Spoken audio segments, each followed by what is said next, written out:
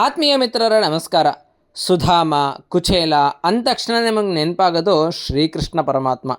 ಸಾಂದೀಪನಿ ಆಶ್ರಮದಲ್ಲಿ ಅಂದರೆ ಈಗಿನ ಉಜ್ಜಯಿನಿಯಲ್ಲಿ ಕೃಷ್ಣ ಮತ್ತು ಕುಚೇಲ ಬಾಲ್ಯ ಸ್ನೇಹಿತರಾಗಿ ವಿದ್ಯಾಭ್ಯಾಸವನ್ನು ಮಾಡ್ತಿದ್ರು. ಅದೇ ಸುಧಾಮರ ಮಂದಿರವನ್ನು, ಅವರ ಮನೆಯನ್ನು ತೋರಿಸ್ಲಿಕ್ಕೆ ಬಂದಿದ್ದೀನಿ.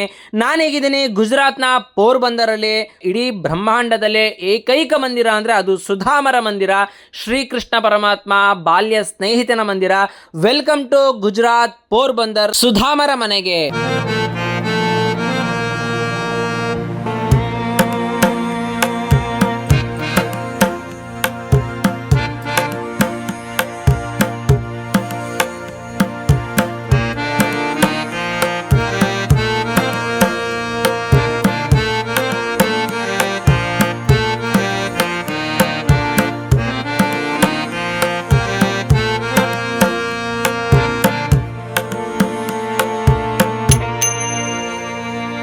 ಸ್ನೇಹಿತ ಅನ್ನೋ ಮತ್ತೊಂದು ಪರ್ಯಾಯ ಪದವೇ ಕೃಷ್ಣ ಮತ್ತೆ ಸುಧಾಮ. ಅಷ್ಟು ಪಾವಿತ್ರತೆಯಿಂದ ತನ್ನ ಜೀವನವನ್ನ ನಡೆಸಿ ಸವಿಸಿದಂತಹ ಸುಧಾಮ ನಡೆದಾಡಿದಂತಹ ಜಾಗ, ಸ್ಪರ್ಶ ಮಾಡಿದಂತಹ ಜಾಗ, ತಪಸ್ಸು ಮಾಡಿದಂತಹ ಜಾಗ, ಕೃಷ್ಣನನ್ನ ಸ್ಮರಿಸಿದಂತಹ ಜಾಗ, ಧರ್ಮವನ್ನ ಪಾಲನೆ ಮಾಡಿದಂತಹ ಜಾಗ, ಬಡತನವನ್ನ ನೋಡಿದಂತಹ ಜಾಗ, ಸಿರಿತನವನ್ನ ನೋಡಿದಂತಹ ಜಾಗ, ಕಷ್ಟವನ್ನ ನೋಡಿದಂತಹ ಜಾಗ, ಸುಖವನ್ನ ನೋಡಿದಂತಹ ಜಾಗ, ಸುಧಾಮನ ಸಂಪೂರ್ಣ ಜೀವನ ಚರಿತ್ರೆ ನಡೆದಂತಹ ಜಾಗವೇ ಈ ಪೋರ್ಬಂದರ್ ನಾವಿರುವಂತಹ, ಈಗ ನಾವು ನೋಡ್ತಿರುವಂತಹ ಸ್ಥಳ. ಸಾಂದೀಪಿನಿ ಆಶ್ರಮದಲ್ಲಿ ಕೃಷ್ಣ ಸುಧಾಮ ವಿದ್ಯಾಭ್ಯಾಸವನ್ನು ಮಾಡ್ತಿದ್ದ ಸಮಯದಲ್ಲಿ ಗುರುಗಳು ಕೃಷ್ಣನಿಗೆ ಸುಧಾಮನಿಗೆ ಒಂದು ಜವಾಬ್ದಾರಿಯನ್ನು ವಹಿಸಿರ್ತಾರೆ. ಪ್ರತಿನಿತ್ಯ ಯಜ್ಞಕ್ಕೆ ಬೇಕಾಗುವಂತಹ ಸಮಿತನ್ನು ವ್ಯವಸ್ಥಿತವಾಗಿ ರೆಡಿ ಮಾಡುವಂತಹ ಜವಾಬ್ದಾರಿ ಕೃಷ್ಣ ಸುಧಾಮನಿಗಿರುತ್ತೆ. ಕೃಷ್ಣ ಸುಧಾಮರು ಪ್ರತಿನಿತ್ಯ ತಮ್ಮ ನಿತ್ಯ ಕರ್ಮಗಳನ್ನು ಮುಗಿಸಿ ಕಾಡಿಗೆ ಹೋಗಿ ಸಮಿತಿಗಳನ್ನು ತರುವಂತ ಒಂದು ವಾಡಿಕೆ ಇರುತ್ತೆ. ಹೀಗೆ ಒಂದು ದಿನ ಕೃಷ್ಣ ಮತ್ತೆ ಸುಧಾಮ ಹೋಗ್ತಾರೆ ಕಾಡೊಳಗೆ. ದಾರಿ ತಪ್ಪಿಡುತ್ತೆ, ಬರೋದು ಲೇಟ್ ಆಗುತ್ತೆ, ತುಂಬಾ ಹಸುವಾಗ್ತಿರುತ್ತೆ ಅವ್ರಿಗೆ. ಕೃಷ್ಣ ಒಂದು ಮರದ ಮೇಲಿರುವಂಥ ಹಣ್ಣನ್ನು ನೋಡಿ ಮರ ಹತ್ತಿ ಆ ಹಣ್ಣನ್ನು ಕಿತ್ಕೊಂಡು 6 ಭಾಗಗಳನ್ನಾಗಿ ಮಾಡಿ ಸುಧಾಮನಿಗೆ ಒಂದು ಭಾಗವನ್ನು ಕೊಡ್ತಾನೆ. ಸುಧಾಮ ತಿಂದು, ಆಹಾ ಕೃಷ್ಣ ಏನು ರುಚಿ ಇದೆ, ಇನ್ನೊಂದು ಸ್ವಲ್ಪ ಕೊಡು ನನಗೆ ಅಂತ ಸುಧಾಮ ಕೃಷ್ಣನನ್ನ ಕೇಳ್ತಾನೆ. ಸುಧಾಮನಿಗೋಸ್ಕರ ಇನ್ನೊಂದು ಹಣ್ಣಿನ ಪೀಸನ್ನು ಕೊಡ್ತಾನೆ.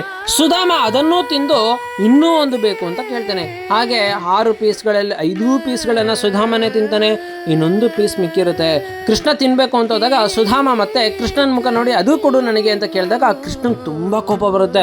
ಸುಧಾಮ, ನಾನು ತುಂಬಾ ಹಸ್ಕೊಂಡಿದ್ದೀನಿ, ನನ್ನ ಬಗ್ಗೆ ನೀನು ಕಾಳಜಿನೂ ಇಲ್ಲ, ನಿನಗೆ ಗೊತ್ತೇ ಆಗ್ತಿಲ್ವಲ್ಲ ನನಗೆ ಎಷ್ಟು ಹಸ್ಕೊಂಡಿದ್ದೀನಿ ಅಂತ. ಕೋಪ ಮಾಡ್ಕೊಂಡು ನೀನು ಕೊಡಲ್ಲ ನಾನು ಅಂತೇಳಿ ಕೃಷ್ಣನೇ ಅದನ್ನ ತಿನ್ಬಿಡ್ತಾನೆ. ಬಾಯಿಗೆ ಇಟ್ಕೊಂಡಿದ್ದ ತಕ್ಷಣನೇ ಆ ಅಷ್ಟು ಪೀಸನ್ನು ಈಚ್ ಕಡೆ ಉಗಿತಾನೆ ಕೃಷ್ಣ.